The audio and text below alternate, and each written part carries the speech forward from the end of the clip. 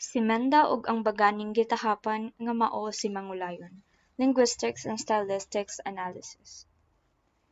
Published in 2015, Melchor M. Morante's novel Si Menda ug ang Baganing Gitahapan nga mao si Mangulayon successfully gave history a sense of immortality through language and literary devices, thus giving the Mindanaoan history a new backbone.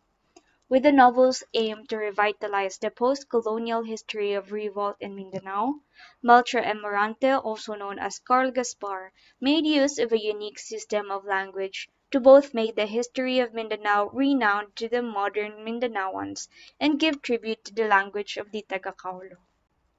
Kutob sa mahimo ang tingog gayod sa mga Taga-Kaulo ang mupatigbabaw sa maong sugilanon nga gisulat.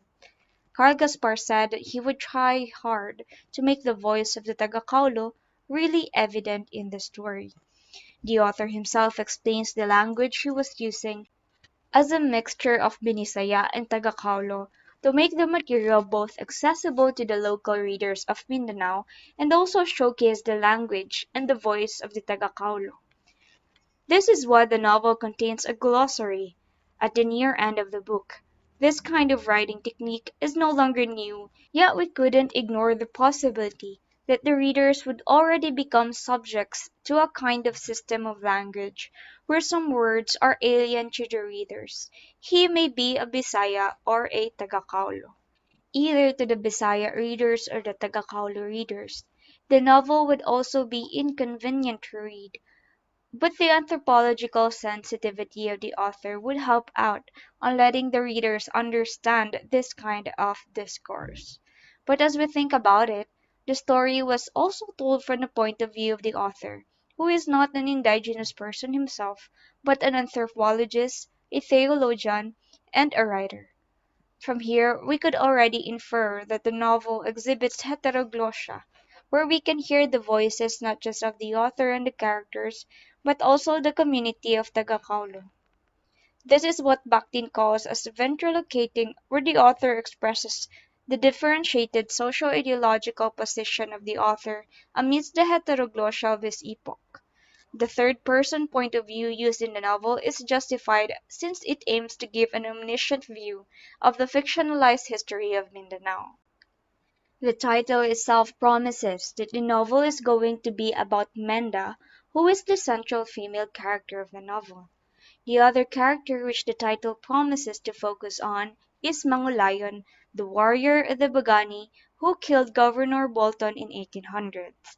But actually, towards the end of the novel, the heroism of Menda's husband Lakinan was celebrated, and not Mangulayon's. The movement of character focus from Mangulayon to Lakinan attempts to move the spotlight from the center to the periphery. Actually, Mangulayon's heroic character only foils the heroism of Lakinan. Here, we can see that heroism is redefined from Mangulayon's immortality and nobility to Lakinan's martyrdom. Also, from the physical descriptions of Lakinan on the novel, Lakinan is not really the binary opposition of Mangulayon. In fact, their similarity in hair, build, and skin tone might also reflect the greatness in heroism that the both characters shared. When it comes to the novel's dialogism, the main female character Menda has her own voice herself. Nay, pauli na ta kay maulan na. Nagapanaliktik na gani o. Mother, let's go home. It's about to rain. It's already drizzling, can't you see? She sounded concerned as she invited her mother to go home, and her mother too has her own kind of voice. Sayo pa man unta, wala pa gani mitingog ang mga kalaw? The mother replied with hesitance to go home. Here, we could see the difference of the language the mother and the daughter use when they talk to each other. Menda both warns and invites her mother, while her mother responds hesitantly. In this first scene of the novel, both the mother and the daughter were working in the pawa or the field where their crops were. The lack of the male figure, which is Menda's husband or father, only shows how independent and able women are when it comes to field work. Here, we could see how preserved the culture of the Taga-Kaulos was, where women weren't discriminated for being women. In fact, they themselves play a great role in agriculture. This scene also connotes that the indigenous family was not yet colonized, as they do not have the colonized mentality yet. Throughout the novel, the voices of each character would be distinct from one another. Utad, who is the son of Menda, have a different tone of respect when talking to his parents and talking with his younger brother. Mother, I still couldn't go with you in the fields tomorrow. I have to continue my training in becoming a warrior. And in his next dialogue, he said to his younger brother that he was such a monkey. Pataka ra kang unggoya ka, ubal kang dako. And in the same scene, we could see the difference of the discourse Utad was using when he talks to his mother and his younger brother. In contrast, the youngest son, Kabangbata, would have a teasing tone. Ganina, si Utad is kaayo ang ayam-ayam, kang kaswitan samtang naligo mi sa ganga. He he he. And in the same page, his dialogue was again followed with a teasing laugh of he he he. We can see that the family members use their own kinds of language or tone, thus giving the family their own distinct system of language, where they talk less formally.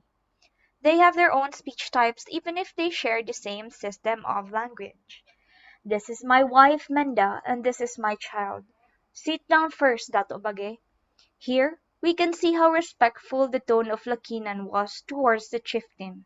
This only materialized what Bakhtin said in the discourse of novel about no language is authentic. As what Bakhtin says, all characters have their own kind of speech types.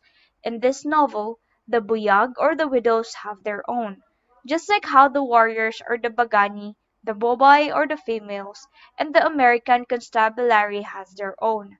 As to how evident the voices of the characters in the community are, the kind of anthropological discourse set up by the author contributes to the aesthetics of the novel too.